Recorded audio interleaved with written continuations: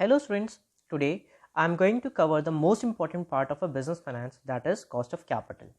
अगर आपने ये चैप्टर कंप्लीट कर लिया दैट मीन्स कि आपको फाइनेंशियल मैनेजमेंट में या बिजनेस फाइनेंस में काफ़ी ज़्यादा नॉलेज है, क्योंकि ये एक तरीके से सबसे कोर कंटेंट होता है आपके बिजनेस फाइनेंस का. So let's start it with its basic introduction. As it says that the cost of capital is an integral part of investment decision and it's used to measure the worth of investment proposal provided by the business concern. That means कि अगर आप कोई भी business करते हो और let us से कि अगर आप कहीं इन्वेस्टमेंट करते हो तो नॉर्मली अमूमन हम वहाँ पे जो इन्वेस्टमेंट करते हैं वो डिसाइड कैसे करते हैं, वहाँ के रेट ऑफ रिटर्न को कंसिडर कर लेते हैं या पीरियड कंसिडर कर लेते हैं. लेकिन एक जो इम्पॉर्टेंट बात हो जाती है जो हम कंसिडर करना भूल जाते हैं कि अगर उस पैसे को आप कहीं से भी अरेंज करते हो, कोई भी सोर्स आप यूज़ करते हो, तो उसकी कुछ ना कुछ कॉस्ट होती है, कुछ आपने कॉस्ट क्या करो बियर करोगे. लेट अस से मेरे पास एक ऑप्शन आया कि आप यहाँ पे पैसा क्या कर दो, इन्वेस्ट कर दो, या बिल्डिंग है, या फ्लैट खरीदिए, एसेट्स खरीद लिए, कुछ भी XYZ आप परचेज करोगे. ऑब्वियसली उसको क्या कराना पड़ेगा, फाइनेंस कराना पड़ेगा. वैसे ही एक बिजनेस फर्म को भी फंड्स को क्या कराना पड़ता है, फाइनेंस करना पड़ता है या फिर बोरो करना पड़ा है. बोरो करने के सोर्सेस क्या हो सकते हैं, या तो वो इक्विटी का मोड यूज़ करेगा, या तो वो डेप्ट का मोड यूज़ करेगा, या तो वो प्रेफरेंस शेयर्स का मोड यूज़ करेगा, या तो फिर बैंक लोन लेगा, या फिर हम कह सकते हैं रिटेन अर्निंग्स ले सकता है. तो these can be the various source. अगर आपको कोई भी प्रोजेक्ट ले रखा है तो सिंपल सा तरीका क्या होता है कि अगर आपकी कॉस्ट से ऊपर का रिटर्न आ रहा है तब तो उस प्रोजेक्ट को हम क्या करेंगे, एक्सेप्ट करेंगे. कॉस्ट से कम का अगर रिटर्न आ रहा है तो कोई एक्सेप्ट करने का मतलब नहीं. सिंपल लैंग्वेज में कहा जाए, मैंने एक जगह से पैसे या फंड्स को बोरो किया, उसने मुझे 10% के रिटर्न पे मुझे उस फंड्स को दे दिया, तो मेरे लिए वो पैसा कितने रुपए की कॉस्ट पे आ रहा है, 10%. अगर उस पैसे को इन्वेस्ट करने से मुझे मोर देन 10% का रिटर्न मिलेगा तब तो बात भी है, वरना अगर 10% से कम का रिटर्न मिलेगा ऑब्वियसली वो तो मेरा क्या निकल आएगा, खर्चे में निकल आएगा, फिर हमें कोई भी मतलब नहीं रह गया. इसी चक्कर में कॉस्ट ऑफ कैपिटल को भी हम cut off rate, target rate, hurdle rate या फिर रिक्वायर्ड रेट ऑफ रिटर्न बोलते हैं. Coming to this part, which says that when the firms are using different sources of finance, the finance manager must take careful decision with regard to cost of capital because it is closely associated with the value of firm and earning capacity of the firm. जब एक firm, एक financial manager को एक company के लिए cost of capital को calculate करना पड़ता है, एस्टिमेट करना पड़ता है, तो उसको काफ़ी सारे फैक्टर्स को ध्यान में रखना पड़ता है, क्योंकि उससे कंपनी की अर्निंग कैपेसिटी के ऊपर डायरेक्ट इम्पैक्ट आएगा. अगर उसने सही से एस्टिमेट कर लिया तो कंपनी के पास प्रोजेक्ट्स भी सही सही आएंगे, वो रिटर्न्स भी सही से देंगे. अगर उसने कॉस्ट ऑफ कैपिटल को गलत किया तो उनके जो प्रपोजल्स उनको लग रहा होगा कि हमें रिटर्न्स देंगे, एक्चुअली में उनके लिए क्या ला के दे देंगे, लॉस बियर करना पड़ेगा कंपनी को.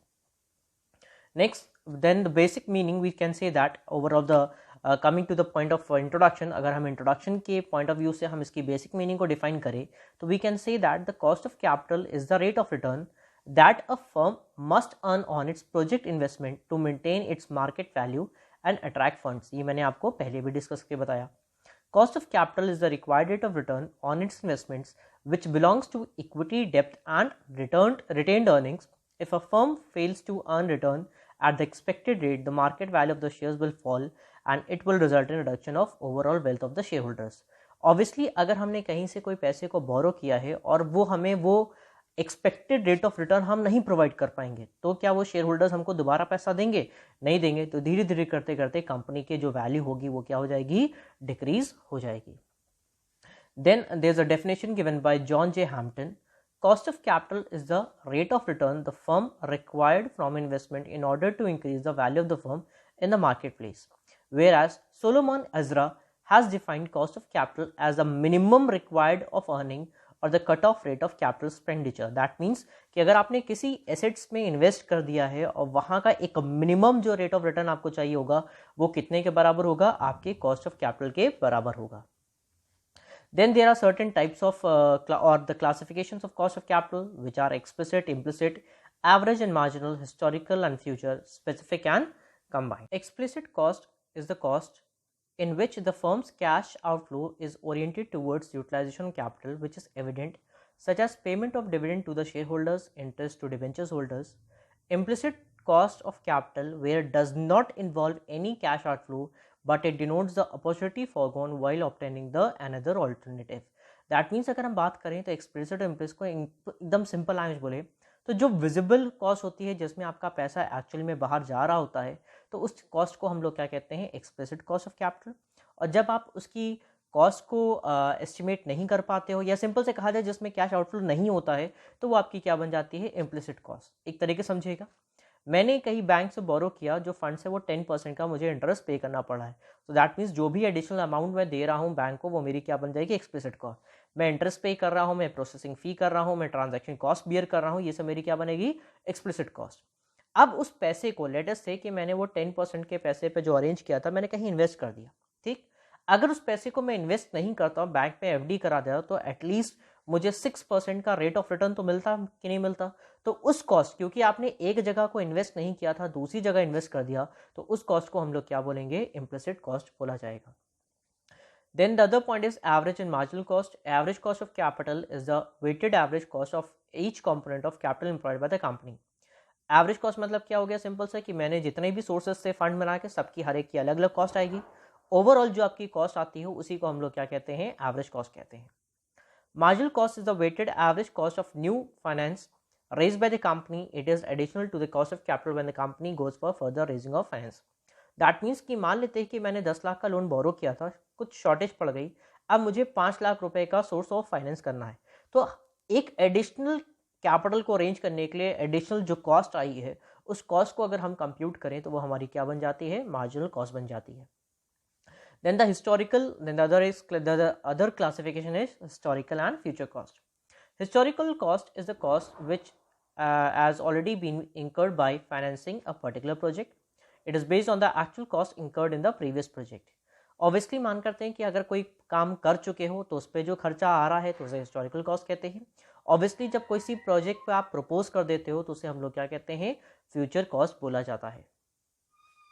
Then the last topic is the specific and combined cost. The first point says that cost of each sources of capital such as equity, debt, retained earning and loans is called as specific cost of capital. It is very useful to determine each and every specific source of capital. यहाँ पे हम क्या कर रहे हैं, हर एक cost of capital की जो कॉस्टिंग होती है उसको अलग अलग डिटरमाइन कर रहे हैं। यानी कि आपने डेब्ट से अरेंज किया तो उसका खर्चा आया 10%, आपने इक्विटी से अरेंज किया तो हो सकता है कि उसकी कॉस्टिंग पड़ी 6%, आपने एफडी तोड़वा दी जो आपको रिटर्न दे रही थी 4% की, तो आपका वो कॉस्ट होगी 4%। तो हर एक कॉस्ट की जब हम अलग अलग कॉस्ट निकाल दें तो क्या बन जाता है, specific cost. And when we can try to compute the overall or the combined cost of all the sources of funds arranged, तो वो हमारी क्या बन जाती है, combined cost बन जाती है। Next, what is the basic importance of calculating the cost of capital? The first thing is that it helps in evaluating the investment options. सही तरीके से आपने इन्वेस्टमेंट ऑप्शंस को क्या कर सकते हो, इवेल्युएट कर सकते हो।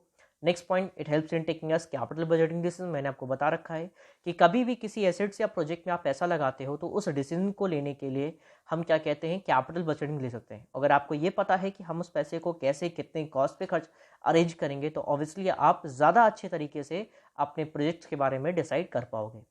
Third point is it helps in designing the optimum capital structure. क्योंकि आपको हर एक सोर्स की कॉस्ट पता होगी तो आप अपनी रिक्वायरमेंट के according, market rate of return के अकॉर्डिंग एक सही कैपिटल स्ट्रक्चर क्या कर सकते हैं, डिटरमाइन किया जा सकता है। Next point says that it can also be used to appraise the performance of specific projects by comparing the performance against the cost of capital. अब एक तरीके से एक इंडिविजुअल प्रोजेक्ट को इंडिविजुअल सोर्स से भी आप कंपेयर कर सकते हो। लेट अस से कि मैंने ये स्पेसिफिक पैसा इक्विटी से, जो पर्टिकुलर पैसा मैंने बोरो कर रखा था, उसको एक पर्टिकुलर प्रोजेक्ट में क्या कर दिया, इन्वेस्ट कर दिया। अब दोनों को क्या कर सकते हो, कंपेयर कर सकते हो। भाई उसकी कॉस्ट कितनी है, उसका रिटर्न क्या है। दोनों को कंपेयर करने से डायरेक्टली हमें पता चल जाएगा कि हाँ भाई ये प्रोजेक्ट हमारे लिए प्रॉफिटेबल है या नहीं है। And the last point says that it is useful in framing optimum credit policy. That is, at the time of deciding credit period to be allowed to the customers or debtors, it should be compared with the cost of allowing credit period. Obviously, आपने जहाँ से पैसा ले रखा है आपको तो वो इंटरेस्ट देना है, कस्टमर डिले देगा तो आपको ये ध्यान में रखना होता है कि आपके पास क्या इतना सफिशिएंट फंड्स है या इतना प्रॉफिट मार्जिन है कि उससे आपकी पहले की कॉस्ट क्या हो जा रही है, कवर हो पा रही है कि नहीं हो पा रही है। That's all for this topic of cost of capital. ये हमारा theoretical approach था. Very soon we will be covering the practical approach as well. Thank you students. Have a good day.